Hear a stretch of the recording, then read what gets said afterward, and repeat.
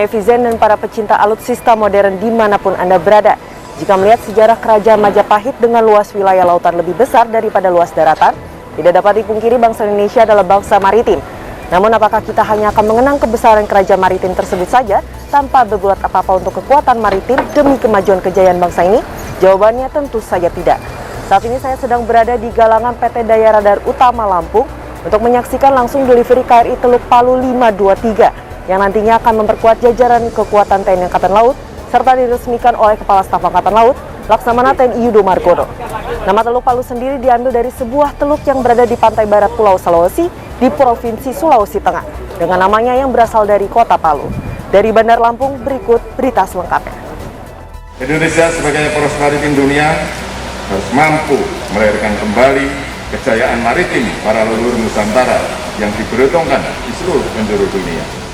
Sebagai negara kepulauan terbesar di dunia, dengan 2/3 wilayah Indonesia adalah lautan, sudah selayaknya Indonesia memiliki kekuatan laut yang tangguh sebagai bentuk jaminan tegaknya kedaulatan, keutuhan wilayah, serta keselamatan segenap bangsa. Namun hal tersebut tidak akan terwujud apabila tidak memiliki kekuatan laut yang handal dengan dukungan alutsista yang kuat dan memadai. Salah satu pembangunan kekuatan maritim dan TNI Angkatan Laut, yaitu dengan langkah modernisasi alutsista menjadi program prioritas TNI Angkatan Laut. Selain itu, kemandirian industri pertahanan sebagai upaya menghindari ketergantungan terhadap negara lain juga menjadi faktor yang sangat menentukan.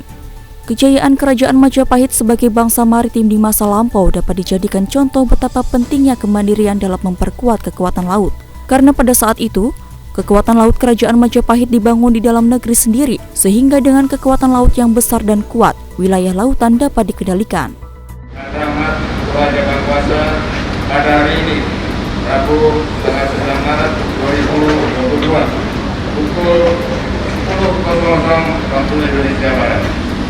Hari ini KRI Teluk Palu 523 saya resmikan masuk ke jalan TNI Angkatan Laut.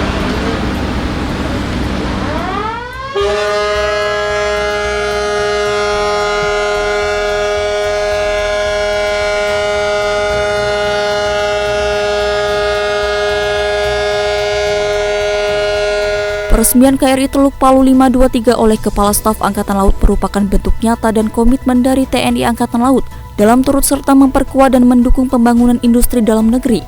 KRI Teluk Palu 523 merupakan kapal angkut berjenis angkut tank yang diproduksi oleh para putra terbaik bangsa Indonesia. Kapal tersebut dipesan oleh TNI Angkatan Laut di galangan PT Daya Radar Utama Lampung, sama seperti dengan satu unit sebelumnya, yaitu KRI Teluk Yuteva 522. Nantinya KRI Teluk Palu 523 akan memperkuat jajaran Komando Lintas Laut Militer. Turut hadir dalam kegiatan tersebut, Ketua Umum Jelasenastri Nyonya Vero Yudo Margono, pejabat utama Mabesal, pimpinan Kotama, Gubernur Lampung beserta unsur Forkopimda. Kasal juga mengukuhkan Letkol Laut Pelaut Siswandoni yang merupakan lulusan Akademi Angkatan Laut Angkatan 48 tahun 2002 sebagai Komandan KRI Teluk Palu 523 yang pertama.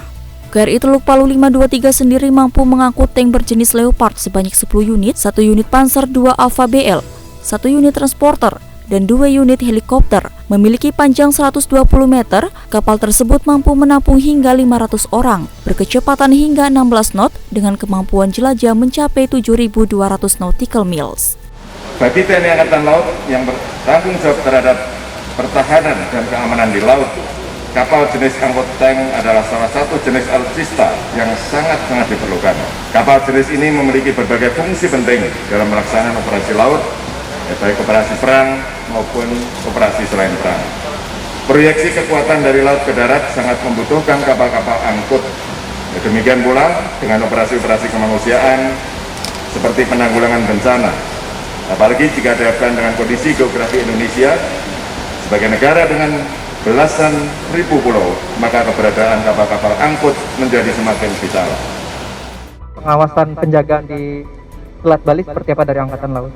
Ya begini, jadi tidak harus operasi khusus di sana. Di sana ini ada, sekarang ini kan ada operasi pengamanan ALKI yang sudah tergelar, operasi TNI yang di bawah kendali Panglima TNI. Ya, kemudian ada operasi keamanan laut yang juga sudah digelar. Artinya dengan unsur-unsur gelar itu sudah mampu untuk mengamankan itu.